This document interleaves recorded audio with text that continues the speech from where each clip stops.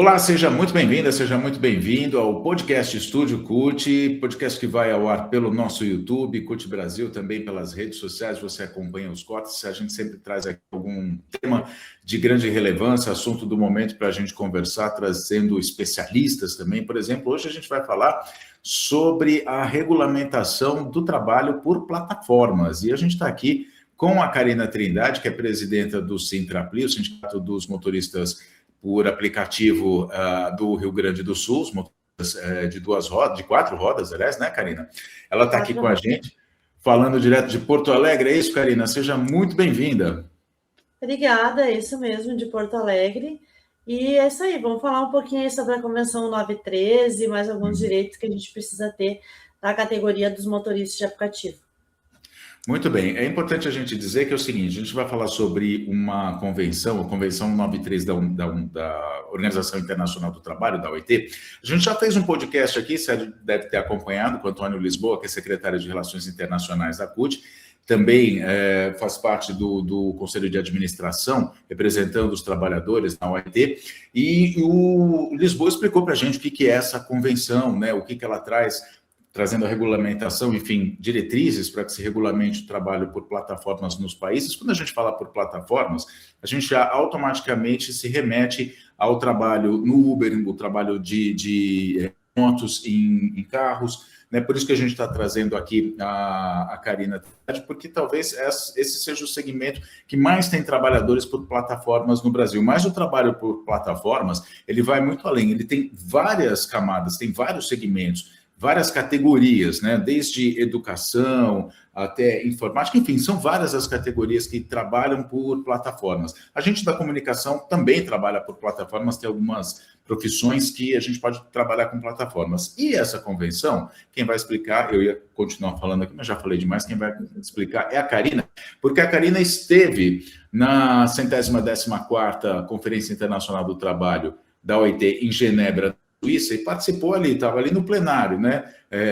Na batalha, na luta, nas discussões, nos debates para aprovar essa convenção. Karina, então é contigo. Fala para a gente, abre o coração aqui, o que é essa convenção, como foi lá na OIT? Então, a OIT é um órgão internacional tripartite, né, que faz o debate sobre o trabalho, e esse debate ele é tripartite, ou seja, governo, trabalhadores e empresas. Então, vale lembrar que é a única entidade a nível internacional que a gente tem que faz esse debate tripartite, onde a gente chega em consenso, a ideia é que tudo seja feito em consenso, se não tiver consenso, vai para votação.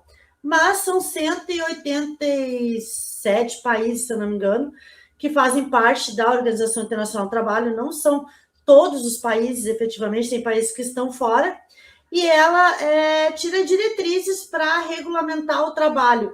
E não foi diferente com os aplicativos, né? Há algum tempo eles já estavam querendo fazer isso, mas com uma pressãozinha do Brasil, junto com alguns países pró-trabalhadores, você está o México, Uruguai e alguns outros países da América Latina que se juntaram e começaram a pressionar para que estivesse uma convenção e uma regulamentação justa para trabalho digno, decente, né?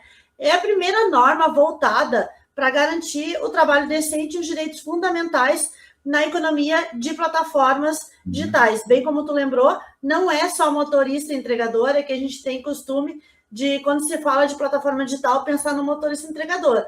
Mas está no trabalho doméstico, né? O aplicativo, está na comunicação, tanto os aplicativos de comunicação, aí, YouTube, né? E outros aplicativos que a gente usa para comunicação hoje, redes sociais também deveriam estar englobados nisso. Os trabalhadores de outras categorias, né? Bancários já tem também aplicativo, inclusive está tendo uma grande demissão em massa dos trabalhadores da rede bancária, porque está perdendo aquela coisa de agência, da pessoa ir na agência, abrir uma conta, tirar um empréstimo, e está sendo feito tudo muito online, né, André? Então, tem esse problema também que a gente vai enfrentando. Assim como a gente vai se modernizando, vai se criando esses problemas no mundo do trabalho também. E a gente precisa pensar no lado do trabalhador. Como que faz quando uma rede bancária começa a demitir em massa? O que se faz com esses trabalhadores? O que os trabalhadores vão fazer? como proteger, né, o trabalho de quem pode ser ameaçado por um aplicativo, né? Então, a ideia é que essa norma internacional ela regularize a nível internacional. E aí agora os países têm que ratificar esse documento, né, que saiu lá da OIT, que é a convenção, e é um documento que foram 12 dias, claro, começou ano passado, foram 12 dias o ano passado, todo ano tem, né, essa atividade da OIT, e os países mandam representantes para lá. Eu tive ano passado e esse ano representando o Brasil, né, tanto motoristas, quanto entregadores, quanto trabalhadores a nível geral, aí, nível global, de plataformas digitais. É um debate intenso, né? Nós íamos para lá 8 horas da manhã e eu saía de lá às vezes 2 horas da madrugada, né? Com pausa para um café, às vezes pausa para um almoço, mas não muito tempo, ali meia hora e já estava de volta e a gente estava ali a dele trabalho, porque é bem extenso, é bastante pontos, né? E pontos importantes para os trabalhadores. Acho que é importante salientar isso, que foi debatido várias coisas que dizem respeito à vida do trabalhador e da trabalhadora de aplicativo. Muito bem, e essas coisas que a gente quer saber, né? Porque afinal é uma convenção da OIT, a gente, a exemplo de outras, por exemplo, da igualdade salarial, né? É a convenção que agora me fugiu o número, não sei se é a 156 ou a 190, enfim. Mas existe uma convenção da OIT que os países ratificando, seguindo essa orientação, né, enfim, colocando transformando em lei isso se reverte para os trabalhadores. No caso da igualdade salarial, uma das ações, uma das consequências, os impactos mais diretos que a gente viu foi uma lei promulgada pelo governo Lula em março de 2023 que determina que as empresas tenham que pagar salários iguais para ambos os sexos em funções iguais e tudo. Então, isso é um impacto muito, muito importante. E quando a gente pensa na economia de plataforma, existe uma série vamos dizer, de reivindicações, né? Existe uma série vamos dizer, de pormenores, de particularidades que a categoria vem reivindicando, por exemplo, uma renda mínima, enfim, a não fiscalização pelos algoritmos, enfim, mas a Karina vai dizer tudo isso, mas o que eu estou querendo dizer é o seguinte, é que sendo ratificada essa convenção pelo país, pelo Brasil, a 193, isso tem um reflexo muito significativo para a categoria, não só para a categoria dos motoristas por aplicativos, como de todas as categorias que estão englobadas aí no trabalho por plataforma. E aí, Karina, que eu quero fazer depois de toda essa falatória que eu fiz, eu quero te fazer a pergunta, o que traz, né, essa convenção em termos de melhorias nas condições de trabalho para quem trabalha por plataforma? Eu queria que você primeiro falasse no geral, depois a gente vai conversar especificamente no caso dos motoristas por aplicativo. Então, no geral, os países agora que são membros da OIT, saiu um pré-texto, que ainda não é o texto que é o texto formal da ratificação, mas os países já estão vendo a possibilidade de ratificar essa convenção. É óbvio que o Brasil quer ser um dos primeiros a ratificar, porque é importante lembrar que essa ratificação ela passa pelo Congresso Nacional também e depois pelo Senado até a sanção. Até virar, então, uma ratificação ok do Brasil para o trabalho de plataformas. Então, a gente está aguardando esse texto para o Brasil poder ser um dos primeiros a ratificar. Nós, enquanto trabalhadores que estivemos lá, e a nossa Federação Nacional dos Motoristas dos Sindicatos de Aplicativo já está trabalhando com o governo brasileiro para que ele possa ser um dos primeiros países a ratificar, que é justo, porque foi ele que puxou, então, junto com outros governos, né, da América Latina, Reino Unido e outros, para que se tivesse essa convenção. Que, olha, não foi fácil, porque às vezes as pessoas acham que é fácil, é só ir lá e exigir, não é. Tanta coisa que a gente gostaria de ter, que a gente não conseguiu, que a gente teve que abrir mão para ter coisas importantes. Como, por exemplo, a questão do trabalhador ser denominado um trabalhador de aplicativo, né? Ser considerado trabalhador. E uma das coisas que eu acho bem interessante é que lá ficou determinado o foco realista. Ou seja, o país ele vai priorizar a primazia da realidade sobre o contrato escrito. Ou seja, o contrato pode dizer que o trabalhador não é trabalhador, ele é só, como diz hoje, a gente para algumas plataformas, a gente é só, esqueci o nome agora, mas é como se a gente fosse só... Prestador de um serviço, intermediário, empreendedor. a plataforma é um intermediário, né? Sim, E a gente não é considerado um trabalhador efetivamente. Então, vai ser considerado a primazia do fato. Se realmente for considerado, como já foi pelo TST, que é o Tribunal Superior do Trabalho, pelos Tribunais Regionais do Trabalho, que a gente tem vínculo com as empresas, então fica determinado o vínculo, né? Então, por isso a primazia da realidade. Acho que isso é muito importante, porque não adianta estar lá no contrato que a gente não é um trabalhador de plataforma digital, que a gente é só alguém que está ali fazendo que a plataforma está só fazendo uma intermediação, sendo que eles são uma empresa de transporte. Então, se fica comprovado, como no caso aqui no Brasil já tem vários casos que foi comprovado que nós temos vínculo empregatício com as plataformas, eles teriam que ser assinado uma carteira, por exemplo, né? Ou ser considerado realmente um trabalhador. Então, é o princípio aí o foco realista que ficou determinado na OIT, né? Na convenção. A transparência algorítmica, eu acho que é uma das que eu mais cito aqui, porque dentro dela está a questão dos bloqueios dos motoristas, para o motorista ter direito a se defender, né? Do motorista não poder ser bloqueado por qualquer motivo, né? E ter aquele tempo para ele poder se defender. Então, os países vão ter que fazer regulamentações que conste a mesma coisa que tem nessa convenção, para que seja considerado trabalho decente, né? Então, que siga as regras da OIT.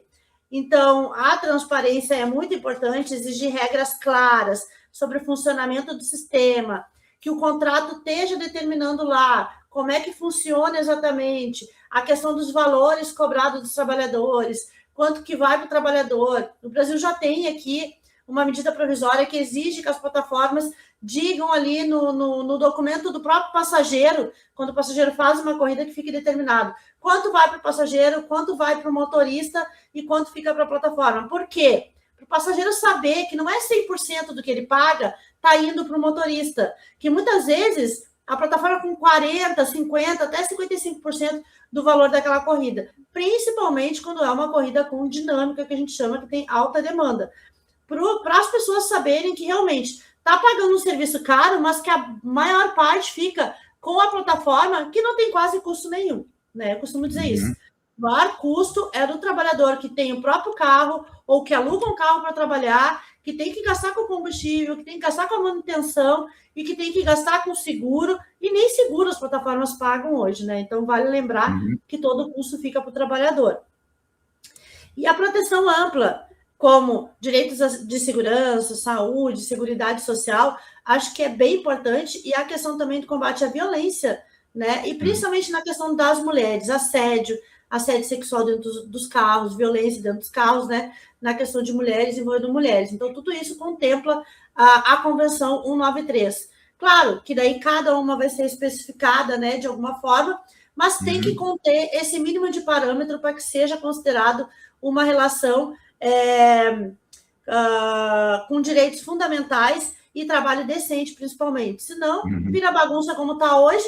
Mais de 10 anos as plataformas estão no Brasil e a gente não tem nenhum tipo de direito e ninguém faz nada, né? Porque não tem lei que garante que a gente possa fazer. Quando a gente entra aqui no Tribunal Superior do Trabalho ou entra na justiça contra uma plataforma e a gente ganha em todas as instâncias, como no caso eu já tive um processo contra uma plataforma por conduta antissindical que eu ganhei em todas as instâncias do Tribunal do Trabalho, né? Entrei no Tribunal Regional, Tribunal Superior, ganhei no Tribunal Superior e acontece que hoje eles recorreram para o STF. Lembrando que a gente tem um processo no STF, né, no qual a gente é amigos da corte, o nosso sindicato faz parte, assim como outros sindicatos da federação, e a gente acompanha o tema lá, que é o 1293, se não me engano, e esse tema é o tema que vai determinar se a gente tem vínculo ou não com as plataformas.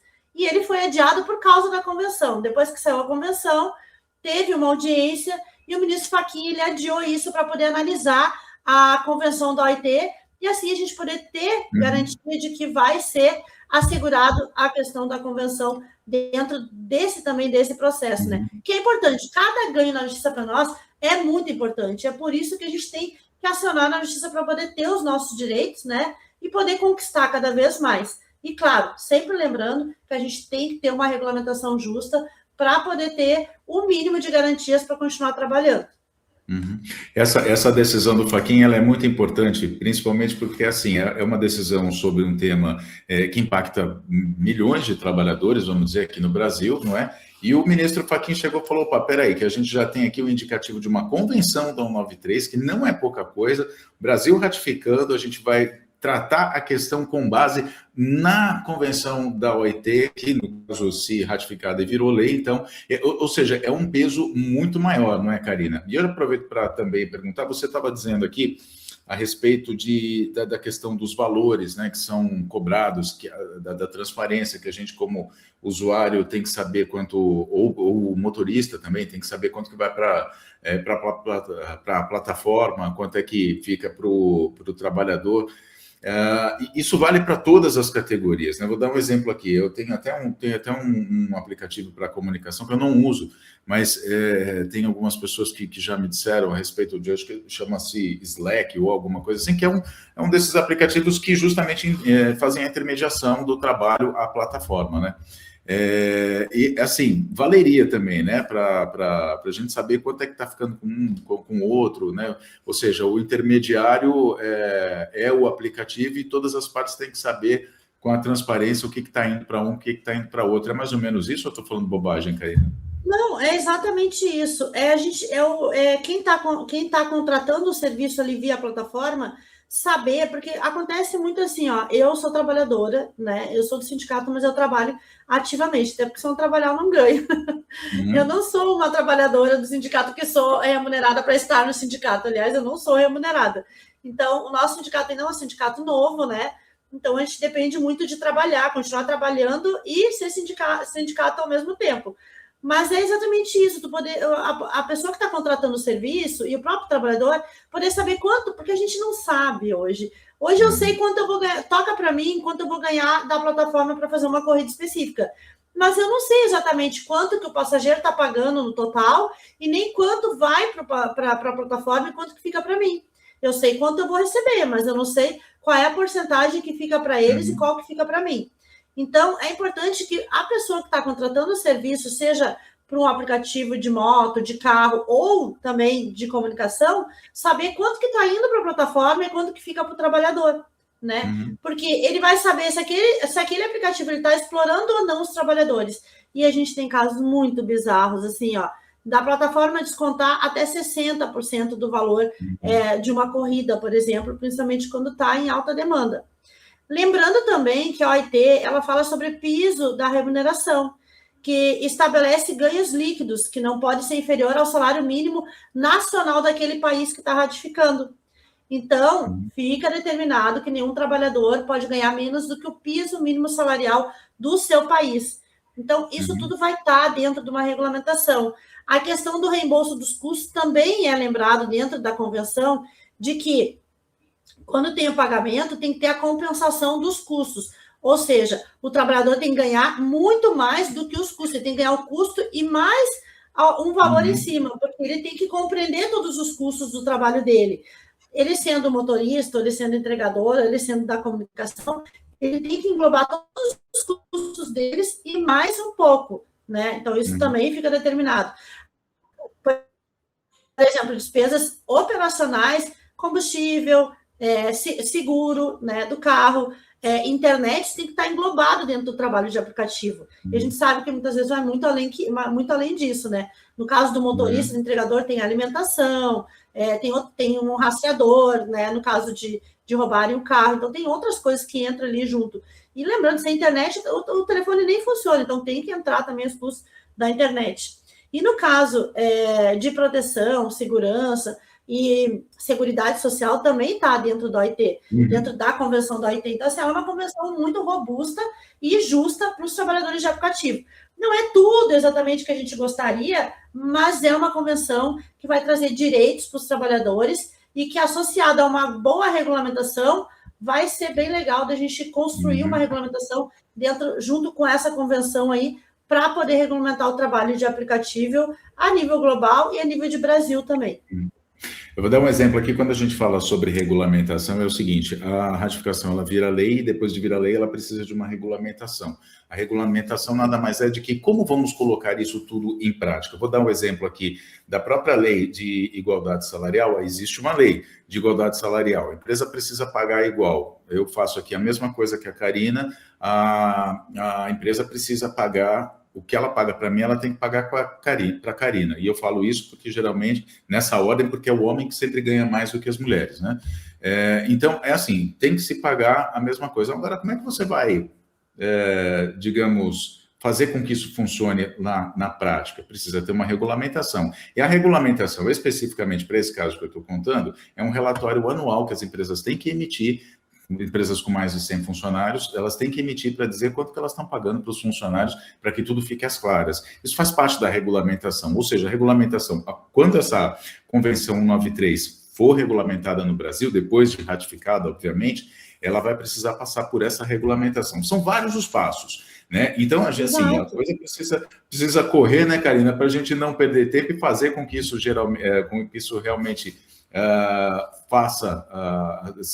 seja fato, esteja acontecendo, né, esteja nas vias de fato. E aí eu já aproveito para te perguntar também o seguinte, a categoria como é que está, especificamente nos motoristas do transporte particular por aplicativo, como é que está? O povo está sabendo disso, as pessoas já conhecem, já sabem que existe uma convenção, o que é preciso para que a sociedade acompanhe esse tema, tenha consciência, tenha ciência e consciência desse tema de que precisa essa convenção ser ratificada e se tornar lei regulamentada no Brasil?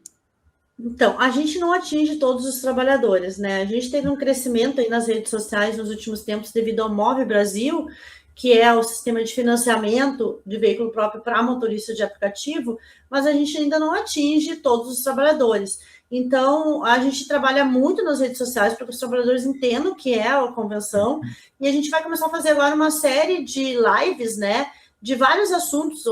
Amanhã a gente vai ter uma live sobre segurança, por exemplo, na outra semana sobre mulheres, mas todas elas a gente fala um pouco sobre a convenção. A gente vai ter específico também sobre a convenção, e espaço como esse é importante para a gente poder divulgar, né, o quanto mais para os trabalhadores, não só de motoristas e entregadores, que é o nosso nicho mesmo, que atinge não só motoristas como atinge entregadores, mas poder divulgar para os outros setores o que é essa convenção e para que ela serve, como ela é tão importante, né? Então, cada vez mais atividades, entrevistas que falem da convenção, para nós, coloca a convenção mais de pé, né? E os trabalhadores conseguem entender, enxergar e ver que aquilo ali realmente veio para beneficiar a vida dos trabalhadores e das trabalhadoras aqui do Brasil. Muito bem. A gente tem conversado bastante na RUT para falar justamente sobre esse tema, e a Karina está aqui justamente para também, vamos dizer, engrossar esse caldo, né, para a gente ter mais força e mais visibilidade nessa questão, porque realmente é preciso fazer com que essa informação... Porque é assim, a gente tem que ter em mente que a maior parte das pessoas no Brasil, infelizmente, por uma falta de informação, elas sequer sabem o que é OIT. Muito menos o que é uma convenção da OIT. Então, assim, é preciso um trabalho que a CUT está começando agora. Inclusive, no dia 19 de agosto vai ter um evento em São Paulo para tratar essa questão, para falar sobre isso. Vai ser feita uma mobilização para fazer com que essas informações cheguem aos trabalhadores, que é o que é mais importante nesse momento. Porque se essa informação chega aos trabalhadores, se todos os trabalhadores eles estão cientes do que está acontecendo e do que é preciso batalhar por, vamos dizer, né, do que é preciso batalhar por essa ratificação, a pressão sobre o Congresso Nacional vai ser mais forte. E a gente tem, assim, dois períodos, um deles é até a eleição e o outro deles é após a eleição. Até a eleição, a gente tem um Congresso conservador. A Convenção 193 ela está em fase ainda de elaboração final do texto, né, para que seja enviada para o Brasil, né, pelo menos até o dia 27 de julho, o dia que a gente está fazendo essa conversa aqui com a Karina, a informação, e aí a Karina me desminta se eu estiver falando bobagem, é que a OIT está em fase de elaboração do texto final ainda dessa convenção. Já existe o esboço e tudo, a partir de manda para o país, né, o país aceita, manda para ratificação, o Congresso ratifica, depois a presidência vira lei, e a gente tem, assim, num primeiro momento, até a eleição para poder fazer isso. Porque depois disso, a gente não sabe como é que vai ser a composição, principalmente do Congresso Nacional, que hoje já é conservador. A gente faz vamos dizer assim, um diálogo muito forte com a classe trabalhadora, para que ela tenha consciência de que ela precisa trabalhar ou precisa eleger aqueles representantes que realmente a representem Apoiam seus trabalhadores, interesses. né? Porque não adianta nada tu eleger pessoas que são contra trabalhadores ou votam Uhum, contra as pautas dos trabalhadores. Isso é muito importante, né? Já que a gente está em exatamente. época de eleição, lembrar disso, porque se tu votar em Uhum, pessoas que são lá, que defendem o agro, que defendem os empresários, eles não vão votar favorável ao trabalhador. Então, quando uhum, tiver uma regulamentação, vai ser uma regulamentação que vai beneficiar quem? As plataformas e somente as plataformas, uhum. como é hoje, ou até pior. Então, é E aí, importante que os trabalhadores tenham essa ciência de votar em quem ajuda o trabalhador, quem está ali pela pauta dos trabalhadores, né? exatamente, e é esse o ponto mais importante que eu vou pedir até para você repetir aqui, Karina. Como a gente está gravando e a gente faz tudo aqui com transparência, a gente vai transformar isso num corte depois para a internet que realmente bomba, né? Então eu quero que você fale sobre isso, que você fale sobre a importância da gente escolher as pessoas certas. Já vou até te deixar na tela aqui, né? Para que a gente fale sobre a importância de escolher pessoas certas que nos representem a classe trabalhadora, e no caso das plataformas, por que a gente precisa fazer isso? Porque a gente tem uma convenção aí para ser ratificada, para se tornar lei, não é, Karina? Vamos lá. Então, os trabalhadores têm que ter ciência de que tem que votar em pessoas que são pró-trabalhadores, que são pessoas que estão ali pela luta dos trabalhadores, né? Que são pessoas que desenvolvem ações, políticas públicas para trabalhadores e trabalhadoras. Votar em pessoas que são pró-empresas, que são pró-plataformas, que defendem o agro, que defendem plataformas e empresários, grandes empresários, a gente já viu como que vai dar. O PLP 152, ele caiu justamente porque quando tinha pessoas que não tinham interesse de estar ali pelos trabalhadores, começaram a visar só a questão das plataformas. Teve o grande CEO da Uber aqui, ele simplesmente se reuniu com os deputados e o PLP já era ruim, ficou pior ainda e a gente acabou ficando sem PL nenhum para regulamentar o trabalho de aplicativo. Então, votem em pessoas que realmente trabalhem e que façam algo pelos trabalhadores. Votar em pessoas que só visam os empresários, os grandes empresários, e também a questão fugiu agora o nome aqui, a questão Do agro, você está falando? do agro, né? A gente vê que são pessoas que não estão pró-trabalhadores e acaba a gente ou não tendo regulamentação nenhuma, como foi no caso do outro governo, que teve 4 anos e não fez nada pelos trabalhadores de aplicativo, ou a gente ficando sem nada ou votando alguma coisa contra os trabalhadores. Então, é muito importante que os trabalhadores votem em quem está fazendo algo pelos trabalhadores, né? Ou quem vai fazer algo pelos trabalhadores, quem está ali lutando pelos trabalhadores já há muito tempo. Então, tenha bem em mente em quem vocês vão votar e no histórico daquele deputado ou deputada que está ali sendo candidato, se ele já votou em alguma coisa pró-trabalhador. Principalmente quando você fala em pauta 6x1. É importante saber em quem que os seus deputados votaram, né, na pauta 6x1, no que eles votaram e o que eles estão pensando para os trabalhadores. Acho que isso é bem importante de salientar também, André.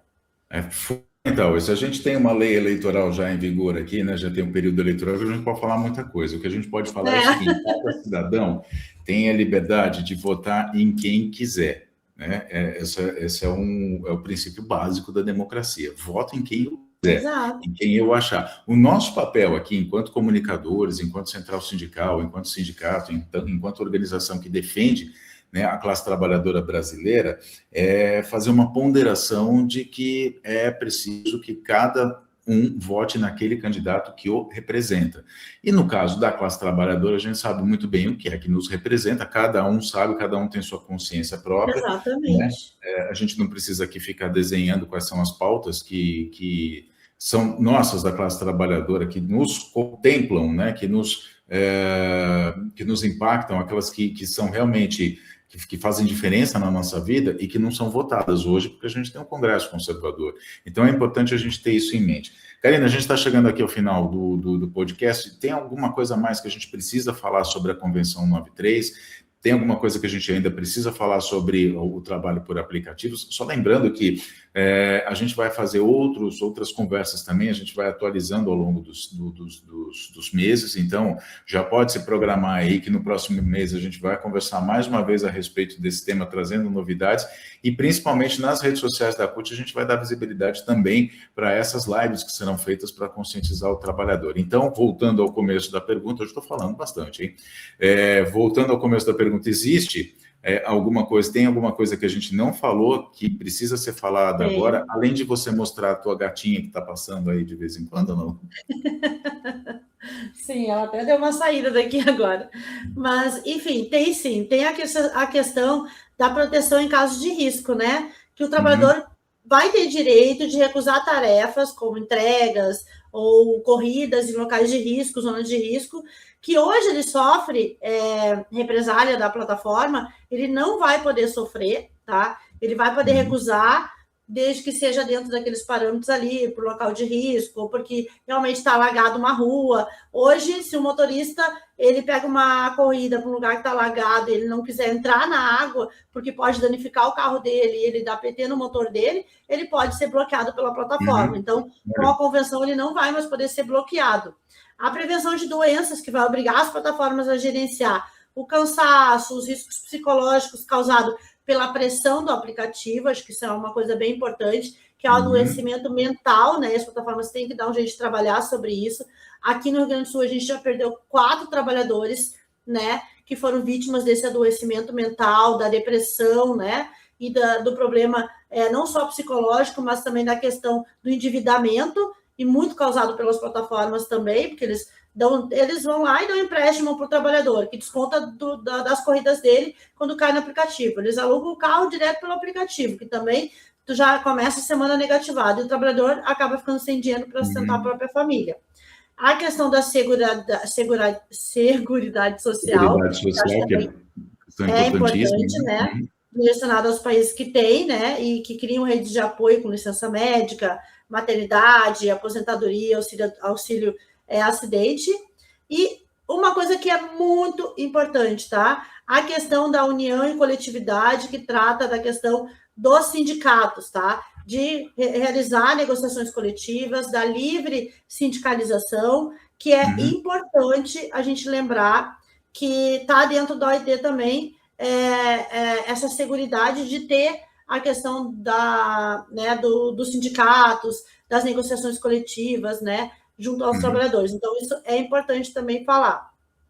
Era isso que eu tenho para lembrar. Essa do Tribunal Superior do Trabalho também acho que é importante a gente seguir acompanhando, porque é uma pauta que vai influenciar diretamente nos casos do Tribunal Regional do Trabalho, Tribunal Superior do Trabalho, né? Então, é isso. Se o motorista tem algum problema, ele tem que entrar em contato com o sindicato da sua região.